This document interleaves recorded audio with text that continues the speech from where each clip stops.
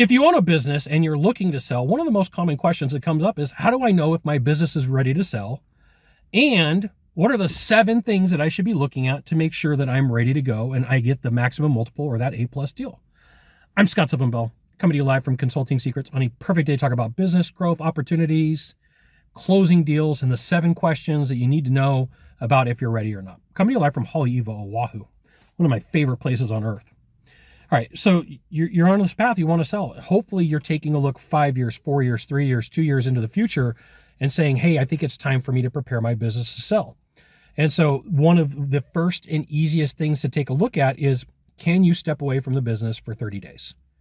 Right? Can the team that you have make enough decisions to run that business for 30 days and do it right? Do they have the wherewithal? Do they have the skills, the talents, the capabilities? Do they have the decision bands? And that is one of the first places to start. And it's one of the easiest places because you can leave for a week, and then you can leave for 2 weeks, and then you can leave for 3 weeks, and you can stage this and eventually get to a month, and then eventually get to 2 months, and then eventually get to 3 months. What you want is for your team to see you step away and for them to have to answer to managers to come to questions or chief operating officers, whatever way you want to say it, and not you. You don't want owner dependency. Number 2, what is your revenue like when it comes from your clients? And so the dependency upon certain companies, individuals, or people inside of your business to bring you money, to bring you revenue is dangerous if it's above 15, 20, 30%, the higher that we go. So if you've got 10 clients and they're all paying you $1,000 a year, and you've got a $10,000 book of business, and one of those clients is 50%, $5,000, then what you're going to find is you have too much dependency upon that one client. It's dangerous. It's dangerous for whoever buys you, because if they leave, they're going to have to underwrite that. All these deals go to underwriting, and like, how can we prove that this is a good deal? Ooh, you got too many people that are dependent, or one person's dependent upon bringing in too much revenue and too much profitability. This is why quality of earnings reports become very handy for you. So figure this out for your top clients. Where are you at with this? Because you don't want to have too much. You don't want to have too much dependency on 1, 2, 3 people. Where possible, depending upon the industry or the service, 10 to 15% is like the max that you're looking for.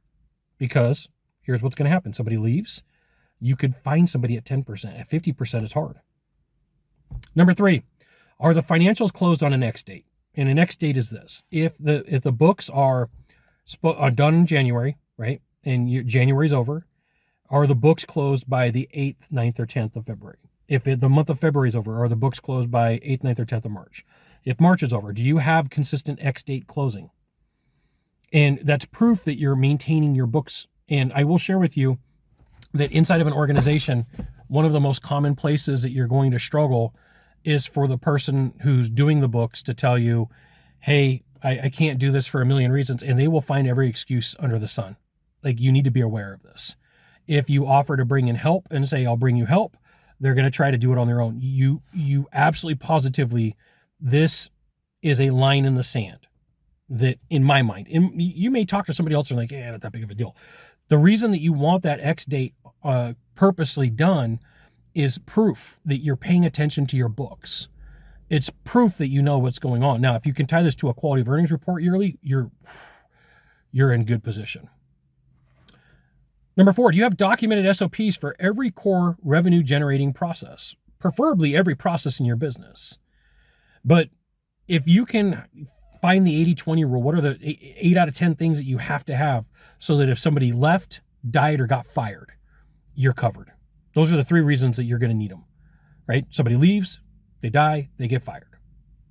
That's first principle. There's only so many things that can happen inside of an organization that are going to cause some problems. Number 5, does your management team have a track record of independent decision-making? This comes back to take a vacation. This comes back to you being gone. This comes back to you mentoring them and making sure that they know how to answer questions or deal with problems correctly. This is mentorship of management is one of the things that's overlooked that helps you get to that max multiple. I'm not going to say it's going to be the one thing, but I am going to say that it's going to help you get that A+ deal, and this should be part of your Titan thesis. Is your reoccurring revenue percentage above 40%? Do you have contracts? Do you have monthly reoccurring revenue? Do you have proof that that money's going to be back? Like revenue without proof is one of those things where buyers are like, that's kind of iffy. But if you're like, I've got signed contracts, I've got things that I'm going to prove that we got money coming in.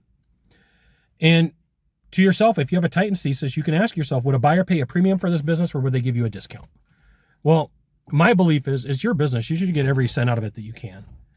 And this means that you're preparing 5 years, 4 years, 3 years, 2 years out where possible. Can you do it in 6? Yeah. Do you want to? No.